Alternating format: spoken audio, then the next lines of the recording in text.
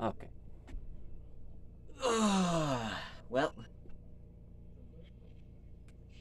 you'll probably be seeing the first Cryptid times 8, episode 8. 8 by the time this one comes out on the same day. Yeah, yeah. Never thought I'd say that. But like I said in the first, well, the episode 8, not the first, but in episode 8, I said, well, the lizard man is more believable than this next creature. This one's just plain comical. Let me get to the. I'm sorry. It's funny.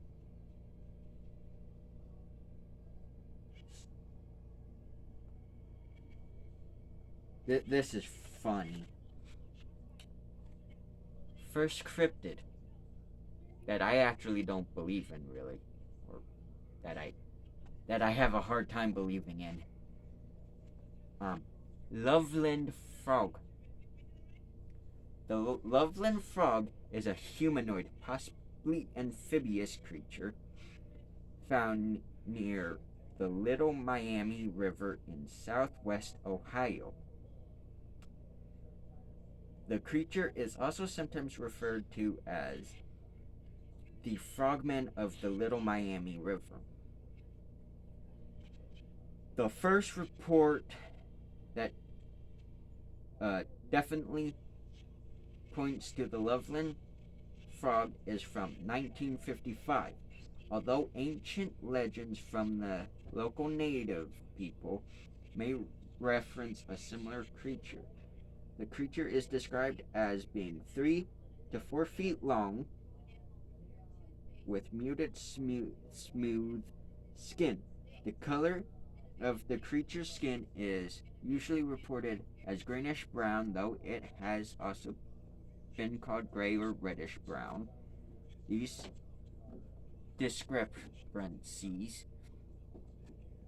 may be due to the fact that the Loveland frog is most commonly encountered in the low light early morning hours when colors can be hard to distinguish. It is often seen crouching like a frog, then rising onto its long and muscular hind legs before running away. Its face has been described as frog-like, iguana-like, or reptilian. The most credible sightings of Loveland frog are the pair of encounters from 1972. Oh, honestly, not that long ago. These sightings are noteworthy because they were both made by Loveland police officers. What? And both are recorded in official police reports. The first officer to see the Loveland frog was Ray Shockey. Officer Shockey was on patrol along the Little Miami River early in the morning on March 3rd, 1972. He was driving slowly due to the icy conditions and was forced to stop abruptly when an animal scurried across Riverside Drive in front of him. Shockey searched the ditch with his spotlight and illuminated a crouched creature matching the description of the Loveland frog. The animal quickly rose onto its hind legs and ran off.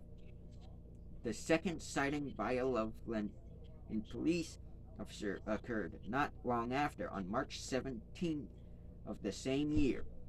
Officer Mark Matthews was also on early morning patrol near the river when he stopped to remove an apparently dead animal from the side of the road. Upon exiting his patrol car, the animal rose into a crouch and turned toward Officer Matthews. As Matthews was unholstering his gun, the animal rose and ran off. That. What? Okay, now that. If I can find. Oh, okay. What? I never knew.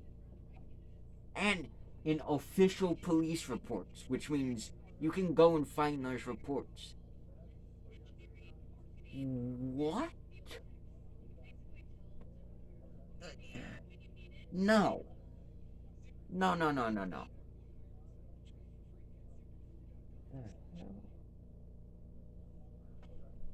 Anyways, the drawing's cool. So, see, police car, flashlight, Loveland frog. Okay, this next one is honestly cool. I like this one. Um. Anyways, here this is. The second one is MacFarlane's bear.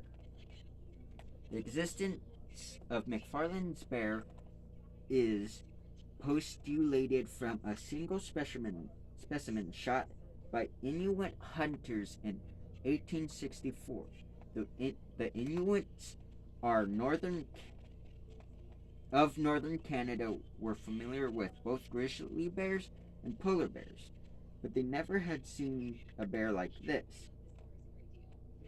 It was enormous and its fur was an unusual yellow color. Grizzly bear, maybe. That could have been a grizzly bear or a blonde grizzly.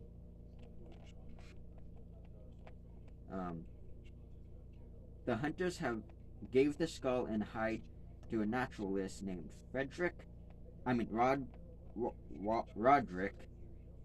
MacFarlane, who in turn shipped the samples to the Smithsonian Institution in Washington, D.C.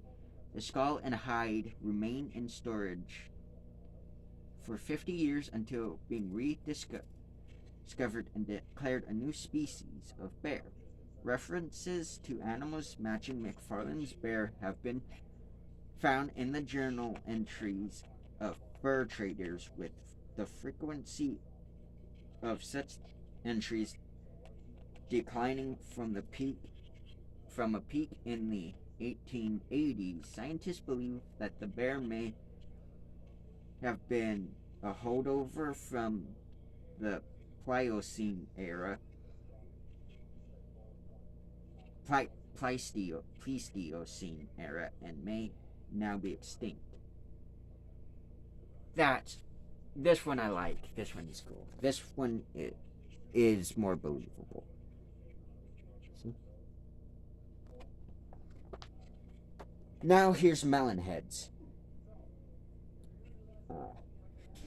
Sightings of melon heads, sometimes known as wobbleheads, are relatively common across the Midwestern and Northeastern United States. People who have seen the creatures describe them as small humanoids, only 3 to 4 feet tall, with disproportionately large, let me guess, heads, sunken eyes, and skin so pale as to sometimes appear translucent.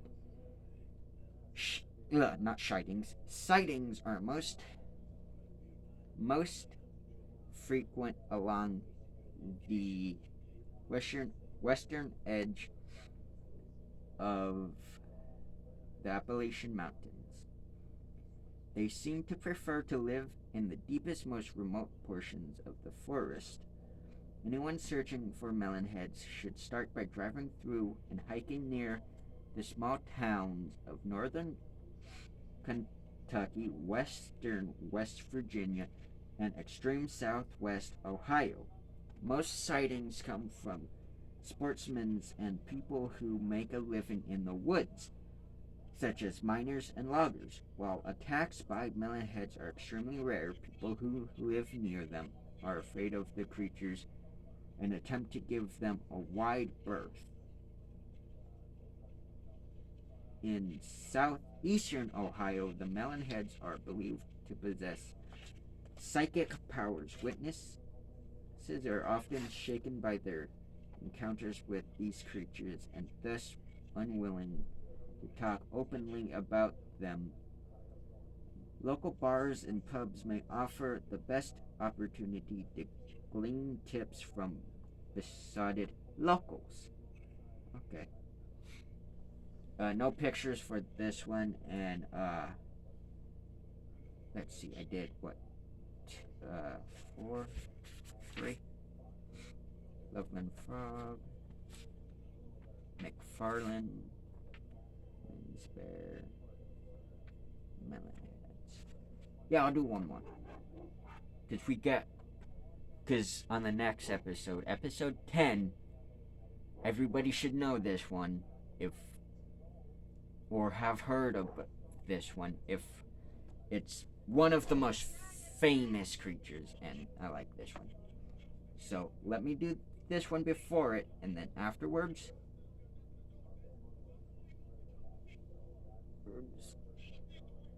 whenever episode 10 comes out, we're gonna have an awesome story.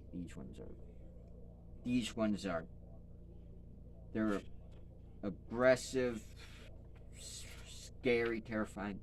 Oh, and it's also an extremely long one. I might just make episode 10 in of itself. Yeah, with how long it is. Yeah, I'll make this one in of itself.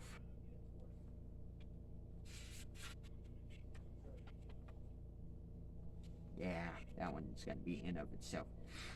This one's short, so. Oh, it comes from Hawaii. If there's any Hawaiians watching this, I'm sorry if I mess up the pronunciation of this word, but the menehune, I believe it's how it's pronounced. Again, if anybody speaks Hawaiian or is Hawaiian, can you tell me if that's correct? How it's pronounced? Because it's menehune. You'll also see it in the title anyhow. But anyways, deep in the inland forests of Hawaii, far from the tourist-filled beaches, live the menehune.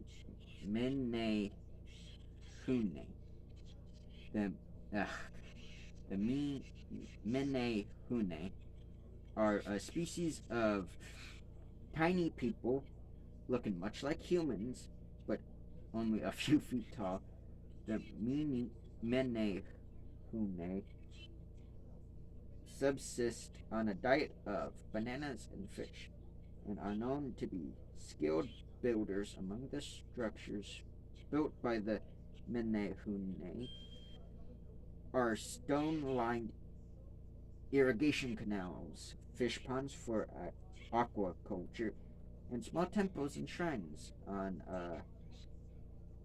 Necker Island, I believe. Okay, yeah, Necker Island. The menehune are extremely difficult to find, and some Hawaiians believe that they have magical powers that aid their ability to hide. The menehune are not believed to be related to the above-mentioned melon heads, meaning they're not aggressive, I don't think. I wish there was more illustrations in here, because these are awesome illustrations. But anyways, yeah. So that was the menehune. Menehune. I hope I'm saying that correct. But I'm not gonna spoil the next one for episode 10. It's just gonna be in of itself, because how long it is, stuff like that. I want to take in and talk about this one, because it's just that's how awesome this creature is. So,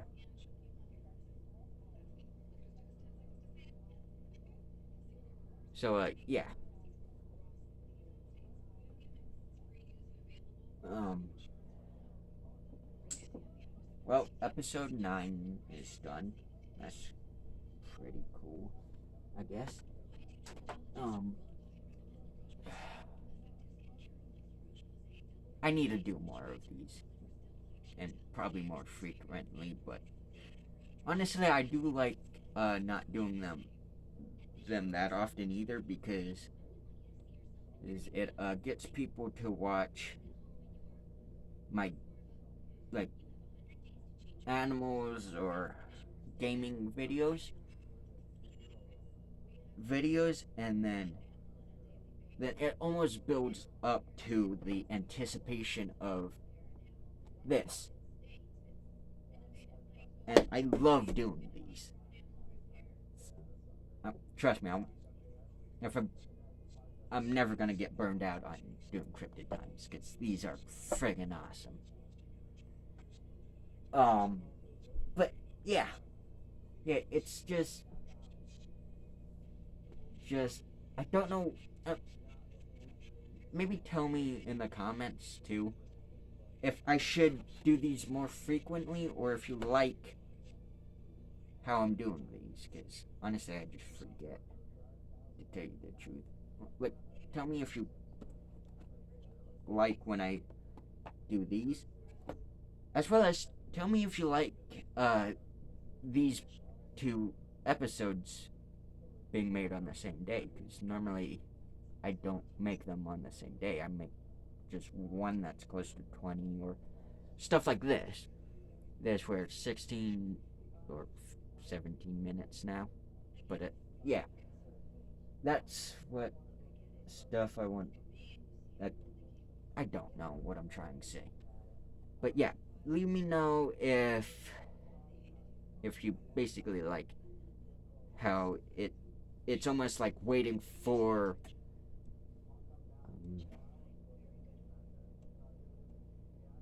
I don't know if anybody watches TV anymore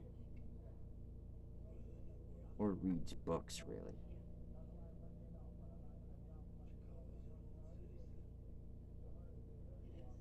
Granted, I don't know if anybody watches YouTube anymore either. But it's almost like